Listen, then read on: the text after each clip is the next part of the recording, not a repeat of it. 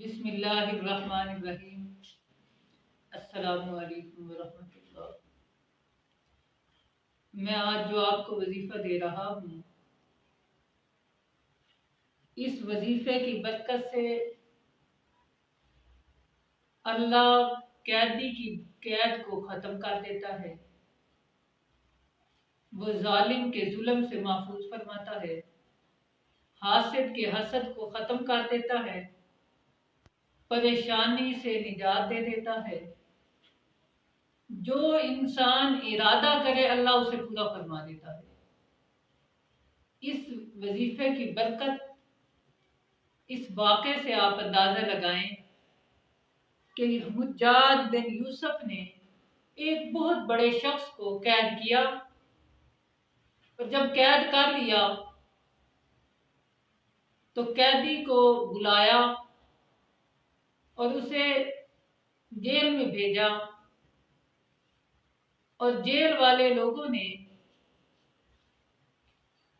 Jail کے اندر ڈال کر جیل کے مکمل دروازے بند کر دیے۔ جب تمام دروازے بند ہو چکے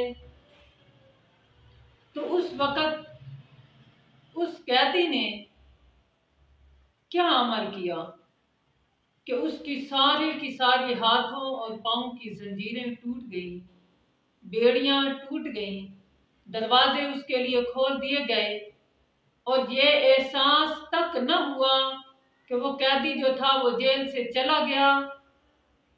جب صبح ہوئی تو دیکھا، جیل والے لوگوں نے دیکھا دروازے بند ہیں، بیڑیاں پڑی ہوئی ہیں، زنجیریں موجود ہیں، لیکن قیدی نظر نہیں آ رہا۔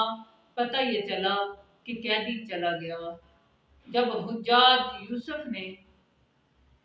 بن یوسف نے جب بلایا کہ اس قیدی کو، اس امیر شخص کو جسے گرفتار کیا تھا، اسے میرے پاس لایا جائے، تو انہیں بتایا گیا کہ اس نے انہیں بند کرتے وقت یہ الفاظ پڑھتے ہوئے دیکھا، لا حول ولا قوت الا بک لک الخلق والامر۔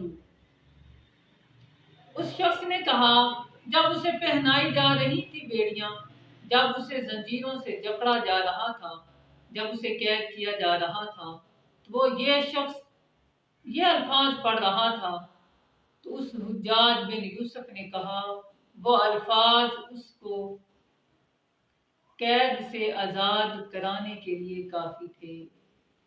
اس شخص کو اس قید سے چھٹکارا دینے کے لیے یہی الفاظ کافی تھے۔